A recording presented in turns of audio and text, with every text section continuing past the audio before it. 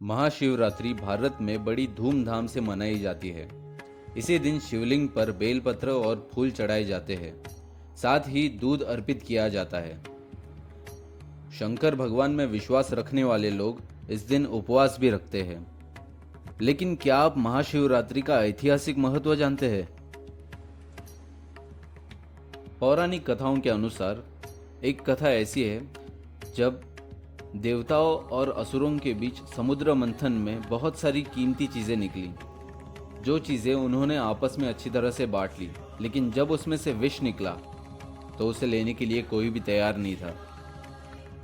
वह विष समुद्र पानी में पूरी तरह फैल गया, जिसी कारण बहुत सारे इंसान और पशु पक्षियों की जान जाने लगी। देवताओं को डर लगने लगा कि कहीं उन पे आँच न आ जाए, तो वह पहुंच गए शंकर भगवान के पास। और सभी जानते हैं कि शंकर भगवान एकदम दयालु और मयालु है। शंकर भगवान ने वह विष अपने गले से प्राशन कर लिया और इसीलिए उन्हें नीलकंठ भी कहा जाता है। भगवान के इस कृत्य की वजह से सभी देवताओं ने उन्हें देवों के देव महादेव करके पुकारने लगे और इसी रात को महाशिवरात्रि कहा जाता है। दूसरी कथा ऐसी है कि इस दिन शंकर भगवान ने लिंग के रूप में अपने दर्शन दिए थे।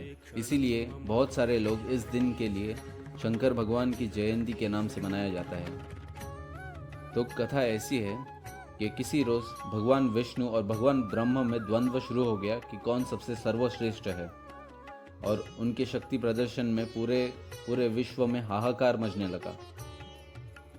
तो देवतागण पहुंच गए शंकर भगवान के पास।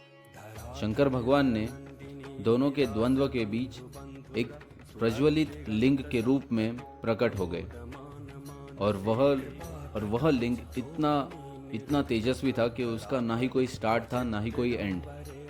तो भगवान विष्णु और ब्रह्मा में यह तय हो गया कि कौन इसका स्टार्ट या एंड ढूंढ के निकालेगा, वो सर्वश्रेष्ठ है।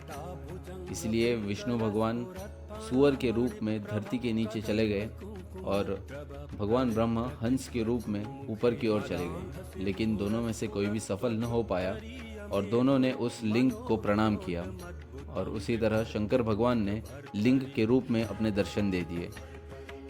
तो इसी रात को महाशिवरात्रि कहा जाता है। तीसरी कथा ऐसी भी है कि लोग कहते हैं इस दिन शंकर भगवान और माँ पार्वती की शादी हुई थी, इसीलिए इस रात को महाशिवरात्रि कहा जाता है। तो ये था महाशिवरात्रि का महत्व। ये वीडियो कैसा लगा ये ज़रूर कमेंट में बताइएगा, और ऐसे और अच्छे वीडियोस के लिए चैनल को ज़रूर सब्सक्राइब कीजिएगा।